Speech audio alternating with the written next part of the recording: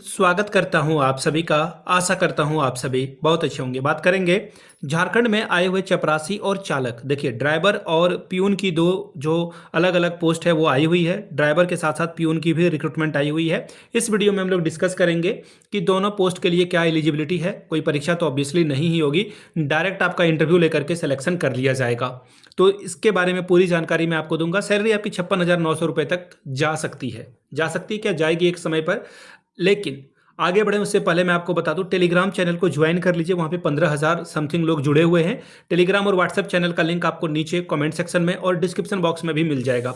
Telegram को join करने का क्या फ़ायदा है या फिर क्या आपको मिलेगा, तो जो भी पीडीएफ वगैरह मैं वीडियो अपलोड करता हूं उसकी पीडीएफ आपको टेलीग्राम चैनल पे फ्री ऑफ कॉस्ट अवेलेबल करा दी जाती है, ताकि आपको भी पता चले कि जो मैंने बातें बताई है वो सच है अथवा नहीं। बाकी आप खुद से वेबसाइट पे भी जाकर के सारे चीज़ों को देख सकते हैं। तो टेलीग्राम चैनल को ज्वाइन कर लीजिए। वहाँ पे 15,000 पहले से ही लोग जुड़े हुए हैं। आप नहीं हैं, I really don't know why you are not there. Please do join. अब देखिए, अंतिम तिथि 25/3/2026 है, यानी कि यू हैव सफिशिएंट टाइम। काफ़ी वक्त है आपके पास। नीचे कमेंट करके आप अपने ज़िले का नाम लिखेंगे कि आप किस ज़िले से इस वीडियो को देख रहे हैं, ताकि आपके ज़िले से भी जब रिक्रूटमेंट आए तो मैं उसकी सूचना आपको दे सकूं। हालांकि मैं ये कह दूं आपको कि आप किसी भी ज़िले में निवास करते हो, किसी भी ज़िले के रहने वाले हो, आप झारखंड से हैं तो आप यहाँ पर अप्लाई कर सकते हैं। तो चलिए फॉर्म को ओपन करते हैं, पीडीएफ को ओपन करते हैं और देखते हैं कौन कौन सी पोस्ट आई हुई है, कौन कौन अप्लाई कर सकता है। ये रहा आपका एप्लीकेशन फॉर्म। और यहाँ से देखिए 25/3/2026 तक, याद रखिएगा, ये एप्लीकेशन फॉर्म यहाँ पे मांग दिया गया है। और मैं खुश हूँ सरकार से फाइनली। एक सेकेंड, क्या हो गया, वेट अ मिनट।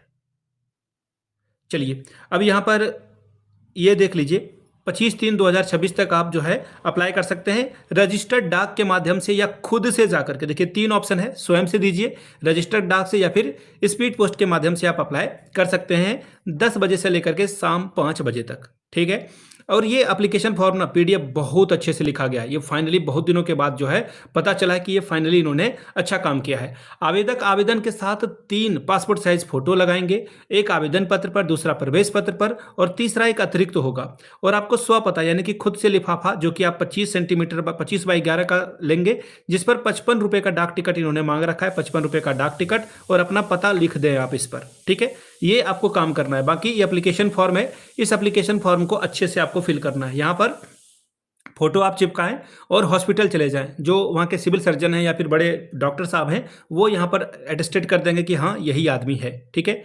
आपका नाम इंग्लिश में, हिंदी में, पिता या फिर पति का नाम, जन्म तिथि, सब कुछ आपको फिल करके देना है। आपका अस्थायी पता पिन कोड के साथ और पत्राचार का पता भी पिन कोड के साथ। मोबाइल नंबर जो आप यूज़ कर रहे हैं ये बहुत बहुत ज़रूरी है, मैंडेटरी है। मोबाइल नंबर जो आप यूज़ कर रहे हैं, जो आप अभी फिलहाल यूज़ कर रहे हैं, उसे ही आप देंगे। ईमेल आईडी भी वही देंगे जो आपके पास ज़रूरत है। ठीक है।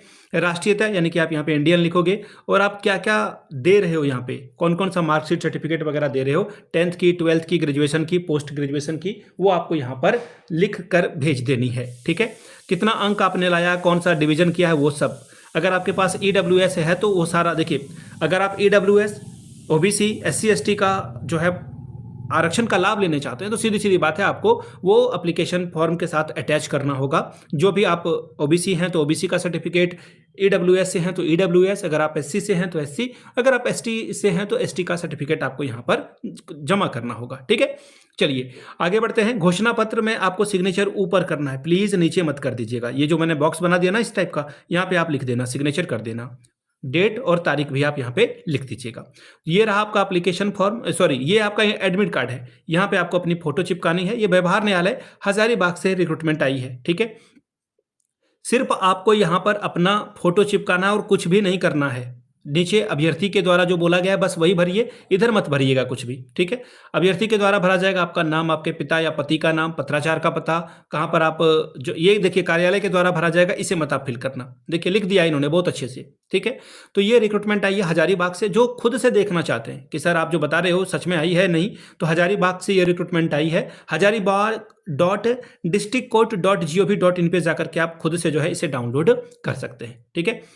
अब ये पीडीएफ में टेलीग्राम पे तो आपको दे दूंगा। अब देखिए क्या क्या होगा इंटरव्यू में। यहाँ पे आप देखेंगे प्यून या फिर आदेशपाल और स्वीपर की रिक्रूटमेंट है। ठीक है। 18,000 से लेकर के 56,900 रुपए तक आपको सैलरी दी जाएगी। मैट्रिक अगर आपने पास कर रखी है तो आप इस फॉर्म को भर पाएंगे। ठीक है जी। स्क्रीनिंग टेस्ट और आपका इंटरव्यू लिया जाएगा। स्वीपर के लिए भी वही सेम सैलरी रहेगी, मैट्रिक या इंटर। इसके लिए इन्होंने मांग रखा है कि 2 साल का एक्सपीरियंस भी चाहिए। ठीक है। कौशल परीक्षा आपको यहाँ पर देनी होगी, लेकिन प्यून के लिए कोई भी परीक्षा आपको देने की जरूरत नहीं है। उम्मीदवार के लिए क्या बोला गया, देखिए, भारत का नागरिक हो, मानसिक शारीरिक रूप से स्वस्थ हो, नैतिक चरित्र अच्छा हो, यानी कि किसी भी आपराधिक मामले में वो जो है गिल्टी नहीं हुआ हो। ठीक है, ये ध्यान में रखिएगा आप। तो ये अच्छी बात है।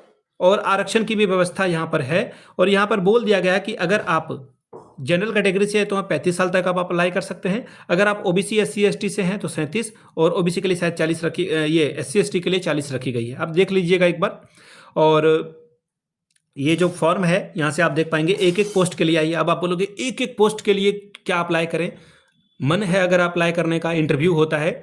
मैं एक बात बताऊं, मेरा एक दोस्त था, वो हजारीबाग एकदम वो सडनली मुझे याद आ गया, वो हजारीबाग में ना प्यून का एग्ज़ाम देने के लिए वो गया था, शायद 2018 या 17 में, I don't remember the date. तो उसने बताया था कि उससे जो है ना चपरासी में, उससे पूछा गया कि तुम क्या कर रहे हो, तो उसने कहा कि मैं बीएससी मैथ ऑनर्स कर रहा हूँ। ठीक है, अब हंसना मत आप।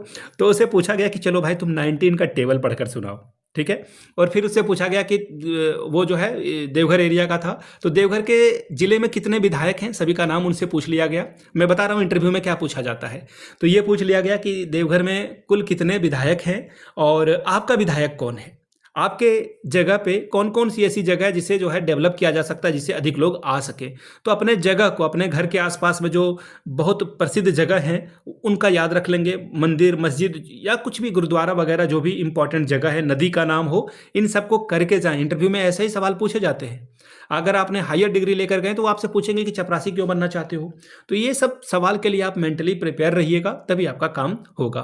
बाकी ये पीडीएफ मैं टेलीग्राम पे आपके साथ साझा कर दे रहा हूँ। वीडियो अगर आपने यहाँ